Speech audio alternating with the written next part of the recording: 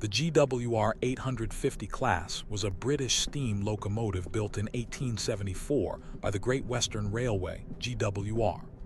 Its development timeline began as an early saddle tank design, intended for use on short, branch lines and light shunting duties.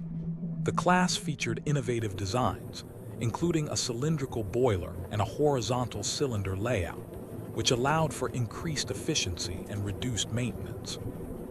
Notable milestones include its introduction to the GWR's fleet in 1874 and its adoption of the Great Western Express service between London and Bristol.